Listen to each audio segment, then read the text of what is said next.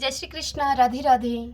आप सभी भक्तों का आपके अपने YouTube चैनल श्री कृष्ण दीवानी में हार्दिक स्वागत है। आज आप सुन रहे हैं द्वादशी की कथा।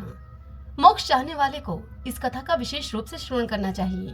द्वादशी के दिन भगवान विष्णु की पूजा करके जो मनुष्य इस कथा को सुनते हैं वे मोक्ष के भागी होते हैं। जो उस दिन श्री मधुसूदन की प्रसन्नता के लिए दान करते हैं उनका वह पुण्य कर्म भगवान की आज्ञा से अक्षय फल देता है।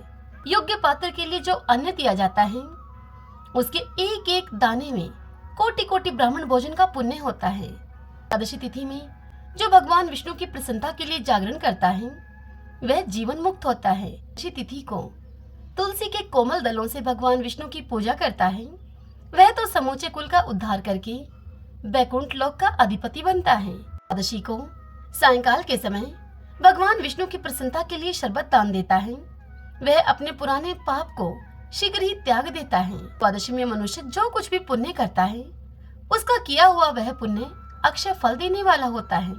आइए अब हम इस पुण्यमयी कथा का श्रवण करें। सभी बोलिए विष्णु भगवान माता लक्ष्मी की जय। ओम नमो भगवते वासुदेवाय। प्राचीन काल में कश्मीर देश में देवव्रत नाम का एक ब्राह्मण था। उस ब्राह्मण के सुंदर रूप वाली एक कन्या थी जो कि मालिनी के नाम से प्रसिद्ध थी। उस ब्राह्मण देवव्रत ने अपनी उस कन्या का विवाह सत्यशील नाम के एक बुद्धिमान द्विज के साथ कर दिया। वह मालिनी कुमार पर चलने वाली पूंछ चली होकर स्वच्छंदता पूर्वक इधर उधर रहने लगी। वह केवल आभूषण धारण करने के लिए ही पति का जीवन चाहती थी। उसकी हितैषणी नहीं थी। उसके घर में कामकाज करने के लिए उस कामकाज को करने के बहाने से एक उपपति रहा करता था। सभी जाति के मनुष्य जार के रूप में उसके यहाँ ठहरते थे। वह कभी भी अपने पति की आज्ञा का पालन करने में तत्पर नहीं हुई। उसके इसी दोष से उसके सब अंगों में कीड़े पड़ गए जो कि काल अनंतक और यम की भांति अब उसकी हड्डियों को भी छेद डालते थे। उन कीड़ों से उसकी नाक, जीवा और उसके कानों का उच्छेद हो गया था। उसके स्तन और उसकी उंगलियां गल गई। उसमें अब पंगुता आ गई। इन सब कलेशों से मृत्यु को प्राप्त होकर वह नरक की यातनाएं भोगने लगी। 1,50,000 वर्षों तक वह तांबे के भांड में रखकर जलाई गई। 100 बार उसे कुत्ते की योनि में जन्म लेना पड़ा। तत्पश्चात शोवीर देश में पदम बंधु नाम के एक ब्राह्मण के घर में वह अनेक दुखों से गिरी हुई कुतिया हुई। उस समय भी उसके कान, नाक, पूंछ और पैर कटे हुए थे। उसके सिर में कीड़े पड़ गए थे और उसकी योनि में भी कीड़े भरे रहते थे। मुनि श्रुतदेव जी राजा जनक से इस कथा का श्रवण कराते हुए आगे कहते हैं कि हे राजन, इस प्रकार उसके 30 वर्ष बीत गए। एक दिन वैशाख के शुक्ल पक्ष की द्वादशी तिथि को पदम बंधु का पुत्र नदी में स्नान करके पवित्र होकर भीगे हुए वस्त्रों से अपने घर को आया। उस पुत्र ने तुलसी की वेदी के पास जाकर अपने पैर धोए। दैव योग से वह कुतिया उस वेदी के नीचे सोई हुई थी। सूर्योदय से पहले का समय था। ब्राह्मण कुमार के चरणोदक से वह नहा गई थी और तत्काल ही उस कुतिया के सारे पाप नष्ट हो गए। फिर तो उस कुतिया को उसी क्षण अपने पूर्व जन्मों का स्मरण हो आया। पहले के कर्मों की याद आने से वह कुतिया तपस्वी के पास जाकर बड़ी ही दीनता पूर्वक वाणी में पुकारने लगी। कुतिया ने कहा कि हे मुने, आप हमारी रक्षा करें।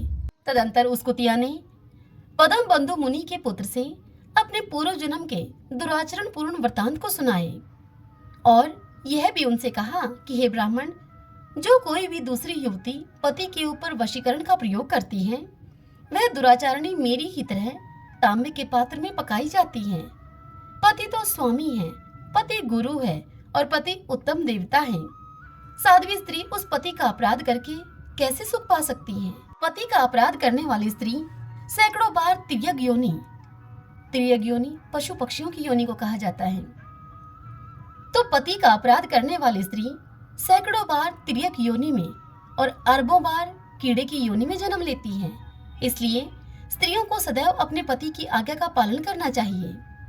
हे ब्राह्मण, आज मैं आपकी दृष्टि के सम्मुख आई हूँ। यदि आप मेरा उद्धार नहीं करेंगे तो फिर मुझे पुनः इस यात्रा पूर्ण घृणित योनि का दर्शन करना पड़ेगा। अतः हे विप्रवर, मुझ पापाचारणी को वैशाख शुक्ल पक्ष में अपना पुण्य प्रदान करके आप उबार लीजिए। आपने जो पुण्य की वृद्धि करने वाली द्वादशी की है, उसमें स्नान, दान और अन्न भोजन कराने से जो आपको पुण्य हुआ है, आपके उसी पुण्य के प्रभाव से मुझ दुराचारणी का भी कुछ उद्धार हो जाएगा। हे महाभाग, हे दीनवत्सल, मुझ दुखिया के प्रति आप दया कीजिए। आपके स्वामी जगदीश्वर जनार्दन दीनों के रक्षक हैं, उनके भक्त भी उन्हीं के समान होते हैं।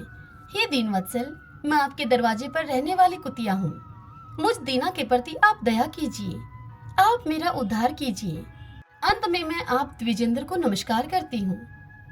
उस कुतिया का ऐसा वचन सुनकर मुनि के पुत्र ने उस कुतिया से कहा कि कुतिया, सब प्राणी अपने किए हुए कर्मों के ही सुख दुख रूप फल भोगते हैं। जैसे सांप को दिया हुआ शर्करा मिश्रित दूध केवल विष की वृद्धि करता है, ठीक उसी प्रकार पापी को दिया हुआ पुण्य उसके पाप में सहायक होता है। मुनि कुमार के ऐसा कहने पर कुतिया अब दुख में डूब गई। तदंतर वह कुतिया उस मुनि के पिता के पास जाकर बड़े ही आर्त स्वर से कंदन करती हुई उस मुनि के पिता से बोली कि हे पदम बंधु बाबा, मैं तुम्हारे दरवाजे की कुतिया हूँ। मैंने सदा तुम्हारी जूठन खाई है, आप मेरी रक्षा करो, मुझे बचाओ। ग्रस्त महात्मा के घर पर जो पालतू जीव रहते हैं, उनका उद्धार करना चाहिए, यह वेद वेत्ताओं का मत है।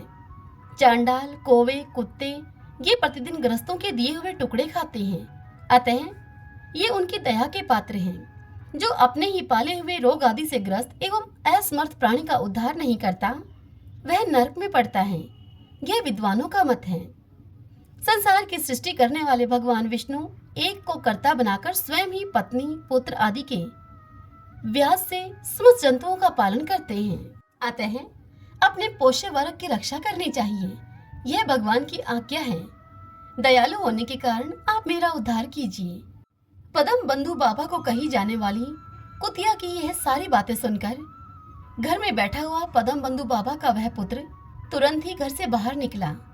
इसी समय दया निधान पदम बंधु ने कुतिया से पूछा कि यह क्या वृतांत है।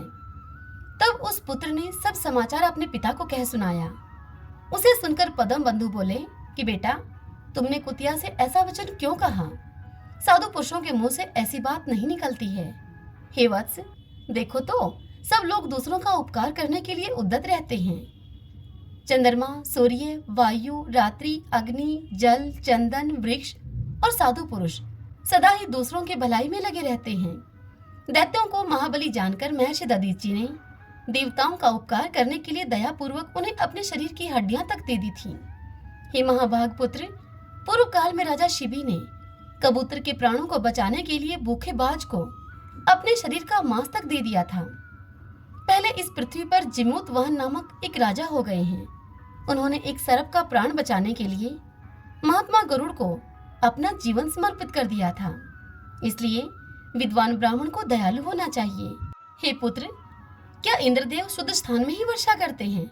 अशुद्ध स्थान में वह जल नहीं बरसाते? क्या चंद्रमा चंडालों के घर में प्रकाश नहीं करते? अतः बार बार प्रार्थना करने वाली इस कुतिया का मैं अपने पुण्यों से अब उद्धार करूंगा। इस प्रकार पुत्र की मान्यता का निराकरण करके परम बुद्धिमान पदम बंधु ने संकल्प किया और कहा कि कुतिया, ले, मैंने द्वादशी का महापुण्य तुझे दे दिया। ब्राह्मण के इतना कहते ही कुतिया ने सहसा अपने प्राचीन शरीर का त्याग कर दिया और दिव्य देह को धारण करके दिव्य वस्त्र आभूषणों से विभूषित होकर दशों दिशाओं को प्रकाशित करती हुई ब्राह्मण की आज्ञा लेकर अब वह कुतिया स्वर्गलोक को चली गई। वहां महान सुखों का उपभोग करके इस पृथ्वी पर भगवान नर नारायण के अंश से उर्वशी नाम से प्रकट हुई। हरि ओम तत्सत। ओम नमो भगवते वासुदेवाय। विष्णु भगवान की जय। ओम माधवाय नमो नमः। आइए अब हम तुलसी माता की कथा का श्रवण करते हैं, क्योंकि एकादशी के पारण के समय तुलसी जी की कथा अवश्य सुननी चाहिए। सभी बोलिए तुलसी माता की जय। प्राचीन काल में एक लड़की का जन्म राक्षस कुल में हुआ, जिसका नाम वृंदा था। दैत्यराज कालनेमी जैसे राक्षस परिवार में पैदा होने के बाद भी वृंदा भगवान विष्णु की पूजा किया करती थी। जब वृंदा बड़ी हुई तो उसकी शादी जालंधर नामक दैत्य से हो गई। जालंधर काफी शक्तिशाली राक्षस था, जिसका जन्म भगवान शिव के तेज के कारण समुद्र से हुआ था। बलवान होने के कारण जालंधर को दैत्यों का राजा बनाया गया। वृंदा से शादी करने के बाद जालंधर की शक्ति और पराक्रम बढ़ता ही गया। उसे किसी भी तरह से हराना मुश्किल था। जालंधर के बढ़ते अहंकार और आतंक से सभी देवता परेशान थे। जालंधर की बढ़ती हुई ताकत के पीछे उसकी पत्नी वृंदा की विष्णु भक्ति और सतीत्व था। होते होते जालंधर अपनी शक्ति और अहंकार में चूर होकर स्वर्ग की देवियों पर काबू पाने की कोशिश करने लगा। अब इसी दौरान एक बार उसने माता लक्ष्मी को पाने का प्रयास किया, परंतु समुद्र से जन्म लेने के कारण माता लक्ष्मी ने उसे अपना भाई बना लिया। फिर उसकी नजर माता पार्वती पर गई और उन्हें पाने के लिए जालंधर ने मायाजाल रचा। अपने मायाजाल से जालंधर ने शिव का रूप धारण किया और माता पार्वती के करीब जाने की कोशिश करने लगा। उसी वक्त माँ पार्वती ने उसे पहचान लिया और जब तक जालंधर कुछ समझ पाता वो अदृश्य हो गई। जालंधर के इस दुर्व्यवहार से पार्वती जी को काफी गुस्सा आया और इस पूरी घटना के बारे में उन्होंने भगवान विष्णु को बताया। इधर जालंधर भगवान शिव से पार्वती जी को पाने के लिए कैलाश पर्वत पर युद्ध कर रहा था। तभी भगवान विष्णु ने जालंधर को सबक सिखाने की ठानी। सभी को पता था कि जालंधर अपनी पत्नी के पूजा पाठ और सतीत्व की वजह से ही आज ये हुआ है। ऐसे में भगवान विष्णु ने जालंधर को हराने के लिए उसकी पत्नी का पतिव्रत धर्म भंग करने के लिए मायावी चाल चली। भगवान विष्णु एक साधु का रूप धारण करके वृंदा से वन में मिलने के लिए गए। उनके साथ दो मायावी राक्षस भी थे, जिन्हें देखते ही वृंदा डर गई। तभी भगवान विष्णु ने उन दोनों राक्षसों का वृंदा के सामने ही वध कर दिया। वृंदा यह देखकर समझ गई कि ये कोई आम व्यक्ति नहीं है। उसी पल वृंदा ने साधु से अपने पति के बारे में पूछा। साधु बने हुए भगवान विष्णु ने अपनी माया शक्ति से दो बंदर प्रकट किए। दोनों बंदरों के हाथ में जालंधर का सिर और धड़ था। यह देखते ही वृंदा बेहोश हो गई। कुछ समय के बाद होश में आने पर वो साधु से अपने पति को दोबारा जिंदा करने की प्रार्थना करने लगी। वृंदा की विनती सुनकर उसकी आंखों के सामने ही साधु ने अपनी माया से जालंधर के कटे हुए शरीर के हिस्सों को जोड़ दिया और स्वयं उस शरीर में समा गए। वृंदा को जरा सा भी अंदाजा नहीं था कि उसके साथ ऐसा छल किया गया है। जालंधर का रूप धारण किए हुए विष्णु जी को वृंदा अपना पति समझकर रहने लगी।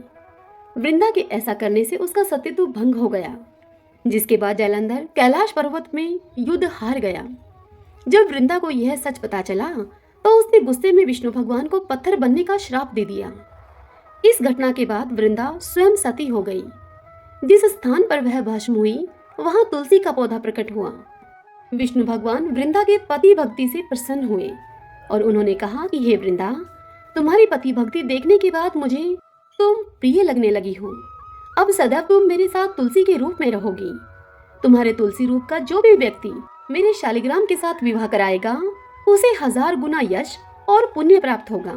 जिस भी मनुष्य के घर में तुलसी का वास होगा उस घर में कभी भी असमय यमदूत नहीं आएंगे।